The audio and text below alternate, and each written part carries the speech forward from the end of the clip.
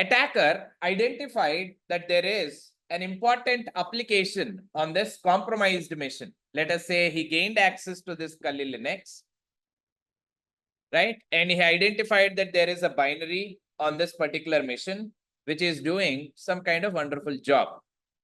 Let's say I'm going to take this ID command, right? So he want to transfer this particular binary onto his attacker's device. He compromised a machine and identified this kind of binary, and he want to investigate this binary. Let us say after compromising a machine, attacker identified that there is an app that is doing some authentication process on this computer. He want to investigate on what this particular app is doing. So he want this particular code. He can simply transfer this to his machine. How? Starting the Python server, right? And then downloading it onto the attacker's device. But the devices, so defenses like endpoint detection schemes will not allow this data transfer. If they identify that attacker or someone is trying to copy some kind of binary, it immediately flags an alert and stops that particular action from happening. In that case, attacker can take advantage of these encoding schemes to convert this data into a different format. The process of transferring this information on the compromised machine onto the attacker's device is called as data exfiltration. Any kind of sensitive information that is present on this device, let us say he identified some kind of passwords, right? Say there is passwords.txt file. You want to transfer this file. If they start transferring this particular file, the deep packet inspection tools may identify that this is sensitive file which is transferred by this attacker. Can flag an alert. So in those cases, they will convert this into a different format, right? For example, all of you do it along with me. On your Kali Linux, there are some web shells. You remember ASP, cmd asp.asp.x file? Copy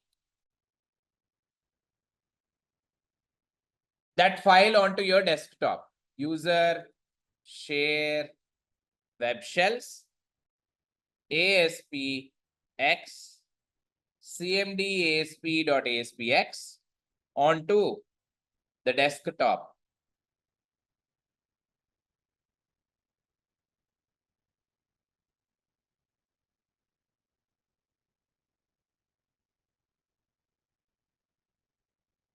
Let us say this is the file that is identified by attacker and you want to investigate this file. Obviously, he can't do that on this compromised machine. He wants to transfer this onto attacker's personal device so that he can further investigate this code. So to perform this transfer, he will not directly start Python command. He'll actually convert this code into a different format and then transfer it. How? Let us say the actual content of cmd.asp.aspx is this .NET code that can be executed by IIS server, right? Now, I'm going to convert that code into base 64 format. To convert this into base 64, we'll simply pass this file as an input for base 64 utility.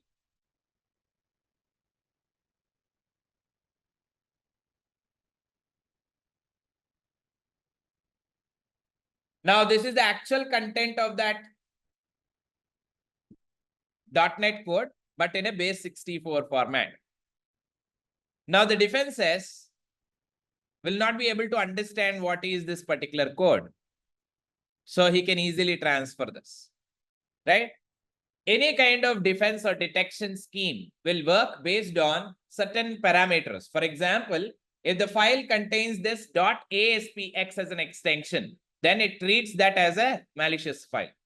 I mean, a file that you should not transfer, right? In that case, attacker can take advantage of converting this code and placing it as a text file.